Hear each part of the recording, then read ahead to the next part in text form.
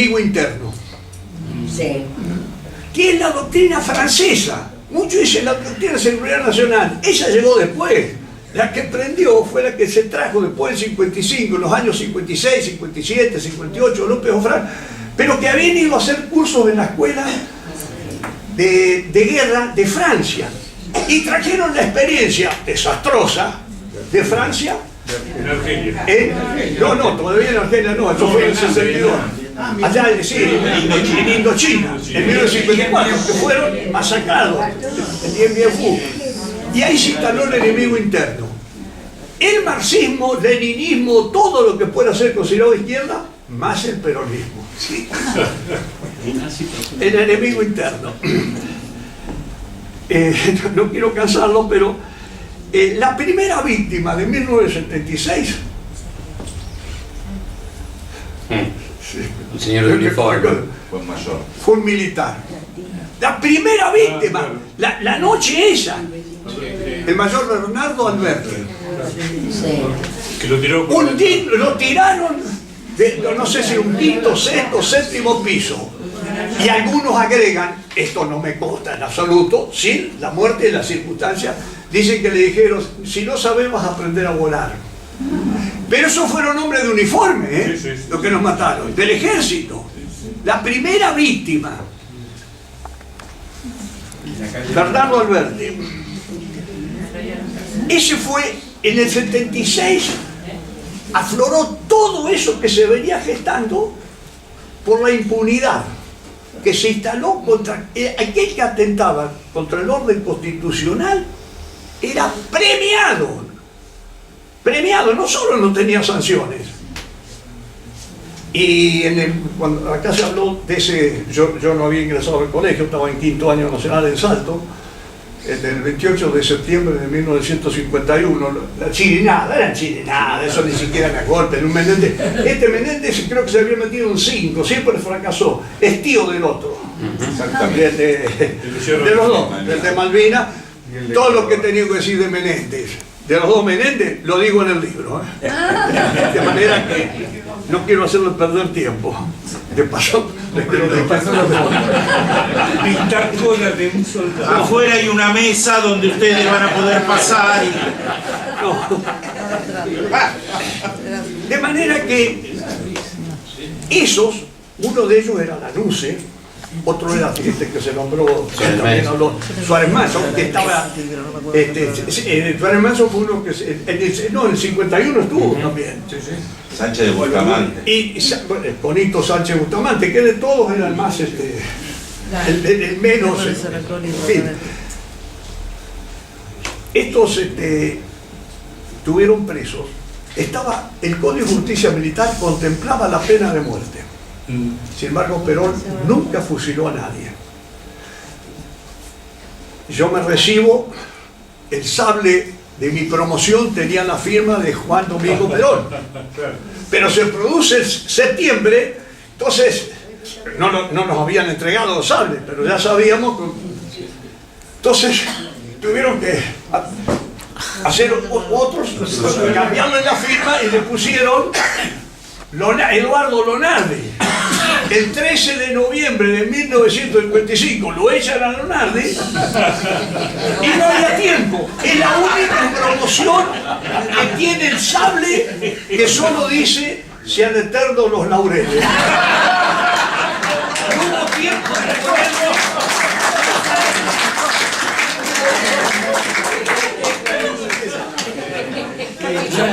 Nos reímos, pero señores, nos reímos para...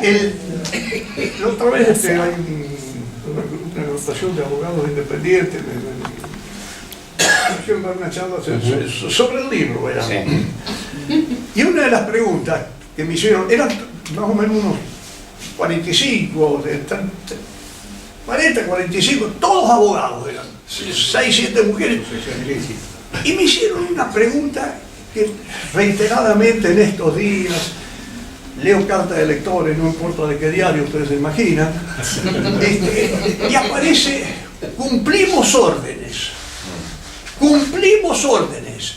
Claro, quizás en muchas instituciones, pero particularmente en una institución militar de cualquier país, de la época de Napoleón, y antes también, bueno, Alejandro era emperador y era todo, pero siempre hay una relación mando-obediencia porque el superior es tal porque hay un subordinado, y el subordinado es tal porque hay un superior. Claro que una orden se cumple, por supuesto, si no sería una anarquía, pero el cumplimiento, la obediencia, no es una obediencia ciega. Viole, como dijo un mayor, Barreiro, mayor Barreiro, salió en los diarios, lo cito yo en el libro porque no leí los diarios, aparte por referencia lo conocía tiene perpetuo en Córdoba. Llegó a decir, una de las acusaciones que tenía era las violaciones sexuales en el centro clandestino de Córdoba, La Perla. Violaciones sexuales. Y él dijo, no, las violaciones sexuales en La Perla eran violaciones sexuales consentidas. Ese disparate, pero eso creo 3, 4 años. Es decir, ¿la orden se cumple? Claro que sí. Y voy a ser muy concreto. Cuando a cualquier superior se lo pone en posesión del cargo, ya sea un jefe de compañía, un jefe de regimiento, un jefe de brigada, un comandante de cuerpo o el jefe del ejército, el superior que lo pone, si es jefe del ejército, es el ministro. Pero si no, le dicen así esta fórmula. A partir de la fecha reconocerán como jefe del ejército, comandante de brigada, lo que fuere, al teniente coronel, al general, al capitán, fulano de tal, a quien respetarán y obedecerán en todo lo que mandare en cumplimiento de las leyes y reglamentos militares. Las leyes son las leyes de la nación, la gran ley, la Constitución, el Código Civil, el Código Penal. Entonces puede decir, a mí me ordenaron torturar.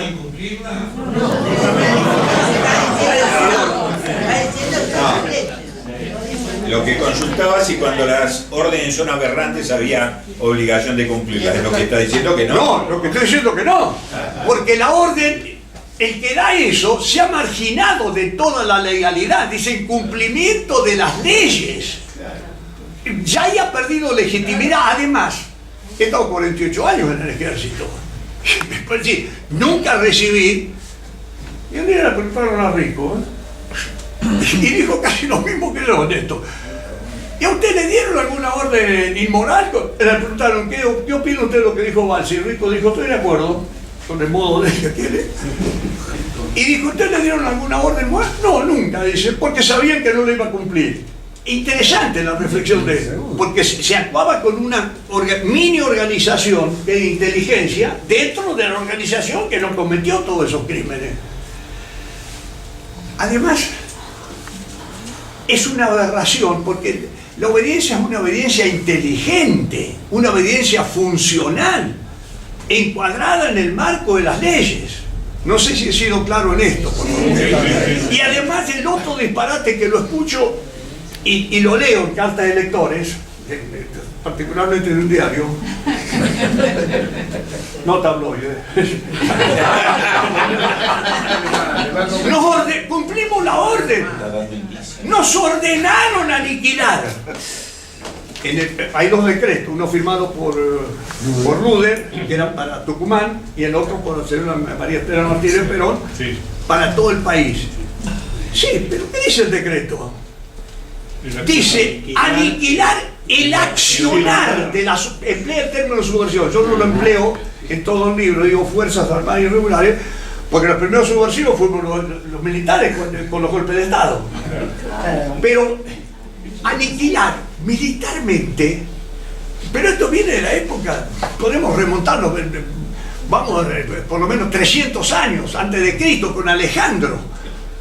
Alejandro ganaba batallas a veces sin combatir e integraba al ejército con los pueblos conquistados, y empezando con él se iba casando en todos los pueblos que conquistaba, se casaba con una, con eso era una integración.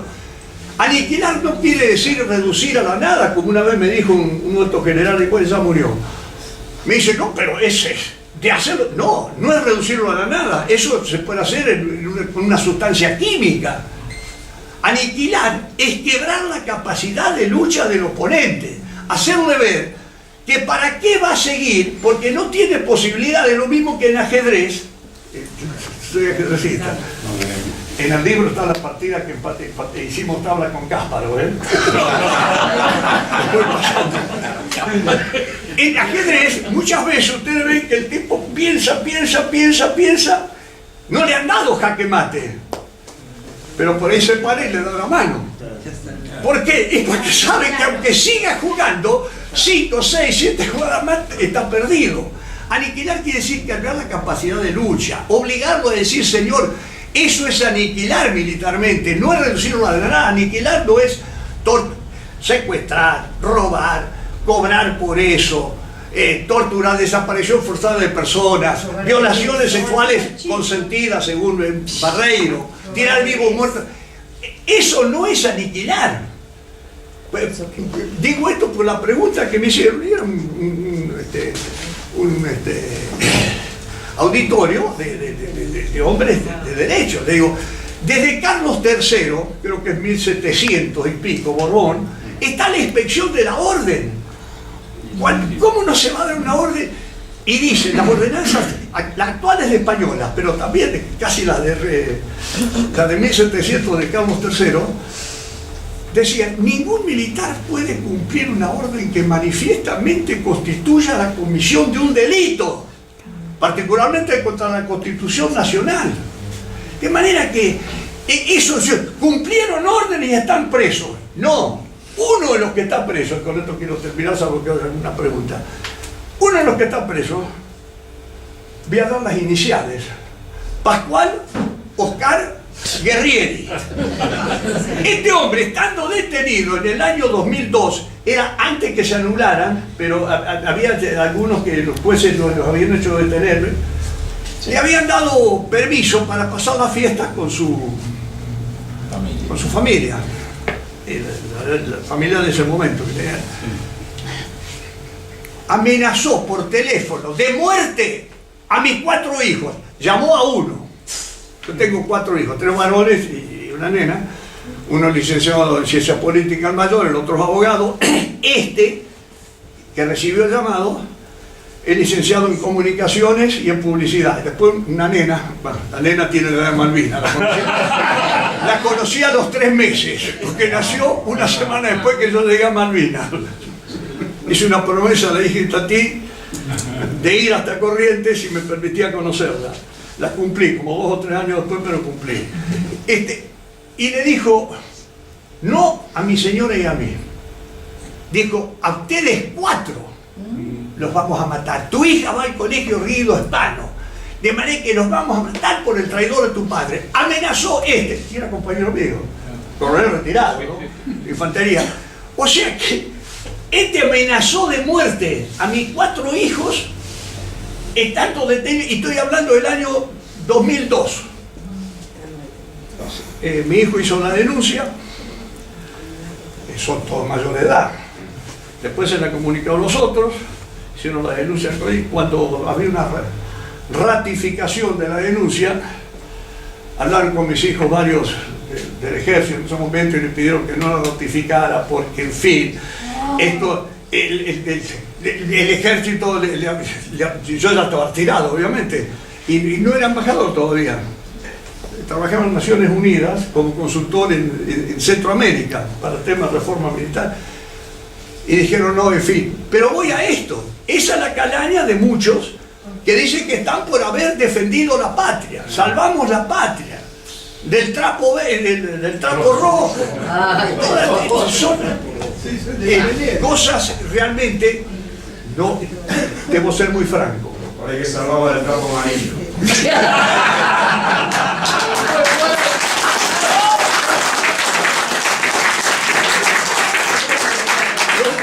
Lo único que digo es que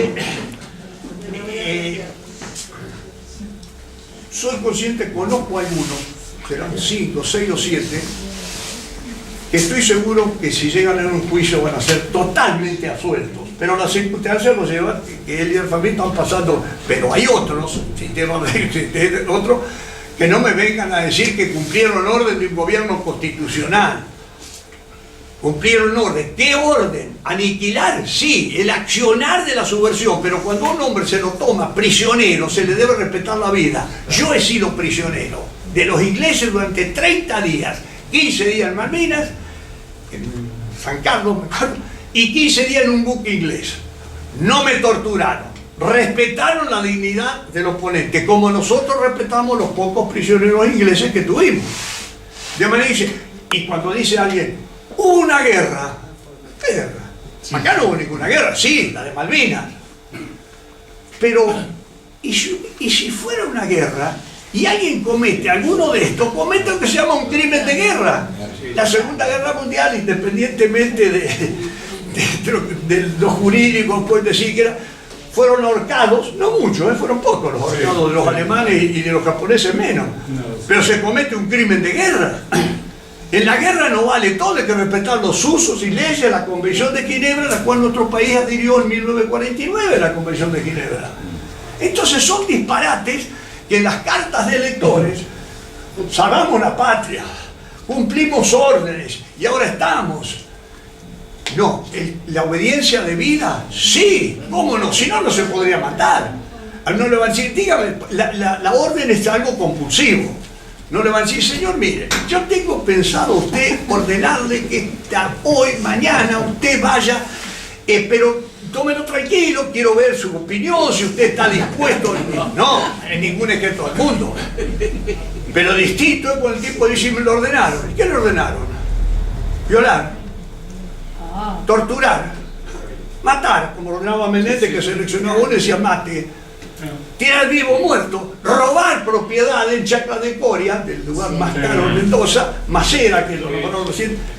¿Eso qué tiene que ver con la obediencia de vida? No es una obediencia ciega. Y termino. Estoy escribiendo un libro sobre el liderazgo mental y elegí 14 líderes de la historia, ¿cierto? Empezamos por Aníbal, Alejandro, Julio César, pero terminamos la Segunda Guerra Mundial. Hay ejemplos de oficiales superiores. Cito al ruso, porque para mí fue posiblemente el mejor militar, el mejor conductor de la Segunda Guerra Mundial, el mariscal Zhukov, ruso. Ruso. El que desangra a Alemania, el que vence a Alemania, que la desangró, fue Rusia, que perdió 30 o 40 millones de hombres, sí, entre soldados y población civil. Zhukov se negó a veces a cumplir ciertas órdenes de Stalin. Y decían que para no cumplir una orden de Stalin, y se la aguantó Stalin. Rommel recibió de Hitler en el frente de África. Tiene un nombre en alemán que parecen 5 estornudos juntos. Yo no hablo. Esa orden implicaba que cualquier prisionero inglés, prisionero de guerra inglés, que perteneciera a tropas especiales, o sea, paracaidistas o comandos, debía ser fusilado en el acto y no tomado prisionero. Y Rommel dijo, no. Era el comandante del Afrika Korps, que tenía más de 20 generales a sus órdenes. En mi cuerpo, en el Afrika Korps, esta orden de Hitler no se cumple. Había que tener agallas. Hay muchos ejemplos de eso. Y sí, cierro. Gracias a Dios, General Belgrano, cuando estaba en Tucumán, él recibe la orden del triunvirato de replegarse a Córdoba. Belgrano dice, no la cumplo. No se replegó, al contrario. Siguió, gana la batalla de Tucumán y después gana la batalla de Salta. Y gracias a esa desobediencia, nuestra frontera norte hoy es Jujuy, Salta con Bolivia. Si no, sería el norte de Córdoba. Y el genio de San Martín, obviamente yo lo digo como militar, lo digo como militar, como ciudadano, y admito que otros a lo mejor digan, bueno, perfecto, para mí es Alberdi, para mí es Sarmiento, yo tolero. Ahora, el único prócer argentino, bueno argentino, que ha trascendido internacionalmente es San Martín. Estoy hablando de monumentos en París, en Boulogne-sur-Mer, en Bruselas, en Italia, en España, en toda Latinoamérica, en el Central Park de Nueva York, a la entrada del Central Park, ahí en la Quinta Avenida, hay dos figuras, Bolívar y San Martín. Y paradójicamente, el 25 de febrero, el día de nacimiento de San Martín, una sección, un grupo de las fuerzas de orden de una compañía de las Fuerzas Armadas de los Estados Unidos rinden homenaje, lo mismo después le hacen a Bolívar, ¿no? El día del nacimiento al héroe argentino. La figura que trascendió fue San Martín. Obviamente que tenemos un Belgrano, un Alberdi, un Sarmiento, muchos otros. Pero ¿cómo? Y el Che Guevara. Interesante, le voy a decir una cosa. Bueno, no lo pongo a la altura de los próceres que contribuyeron a la independencia argentina, pero es interesante su afirmación, porque en el libro uno de los apéndices es el perfil de María Baluarte de Perón, esa mujer que yo conocí en el cajón, en su féretro, porque era cadete, cada 20 minutos, 25, cortaban el acceso, entonces uno dejaba el fusil, se movía, y yo me acercaba, me acuerdo bien, con los dedos cruzados, un rosario blanco, las uñas de esmalte, la congoja del pueblo, y cuando termino de contar el perfil, que yo me acuerdo de sus fogosos discursos que yo escuchaba por radio, porque no lo había visto nunca, y dije que a diferencia de muchos, esto lo comento acá, lo sinteticé en el libro, para mí una cosa es para mí, pueden tener una opinión distinta, yo la respeto. Una cosa es un caudillo, para mí un ejemplo de caudillo, puede haber muchos, es Irigoyen, el hombre de las efectividades conducentes. Irigoyen, boca a boca, claro, no había, la radio era incipiente, la televisión no existía, caudillo. Un líder, uno solo para mí, pero en eso coincidimos todos. Si dicen estadistas, muchos dicen Frondizi, puede ser de estadista, pero no un líder, no un caudillo. Un ídolo, sí, hay varios, Monzón, va a ser Castro. Tengo una foto con Castro de Bariloche, en una conferencia que va a ser Castro líder. Va a ser Maradona, pero no van a ser mito. Y cuando digo mito, lo digo en el sentido positivo del mito. Así lo define Ratzinger, el que fue papa después, y Sábato. Es decir, lo positivo del mito. Aquello que trasciende etapas y generaciones, y aquello que no admite racionalidad, no en sentido despectivo que dicen es un mito, no, es un mito. Para ser un mito hay que trascender generaciones, como ha trascendido el primer mito argentino, para mí, fue Carlos Gardel. ¿A qué edad muere? 45 años, 1890, 1935. ¿Cómo muere? Drásticamente en un choque de aviones, pero ahí en Medellín, chocaron en tierra. Para mí fue el primer mito. El segundo mito, pero en sentido, pues, fue Eva Perón. Y el tercer mito, lo digo en el libro, el Che Guevara. Cuando dice eso, me han tildado de comunista, de todo. Puede decir cualquier cosa. Estoy diciendo que trasciende. Yo estaba en el extranjero, en un museo, una vez en una Filipina, que tenía una guayabera. No, guayabera no, una camisa con la estampa del Che Guevara. Y yo le pregunté quién era. Y Guevara no me dijo, es el Che, me dice. O sea que la Filipina, que no conocía, eso por eso, señor, Me permitió dar esta reflexión de que yo creo Perón un líder, no un mito, un líder. El Che Guevara, un mito. Castro va a ser un líder. Pero el que está en la plaza de la revolución es la figura de él, como la figura de Eva Perón acá. Pero esa es una opinión que yo tengo. Otro puede decir, no, para mí, bueno, pero a ver otro. Para mí son eso. No admite racionalidad, es decir, no se puede discutir con el mito. Gardel, hay alguien que canta mejor que Gardel, es probable, pero cada día canta mejor Gardel. ¿Cómo muere Eva Perón? 33 años. ¿Cuándo empieza a actuar? Cuando viene de los toldos, a los 25. O sea que en 8 años prácticamente trasciende. Y el Che Guevara muere a los 37 años. ¿Cómo muere? Bueno, señores,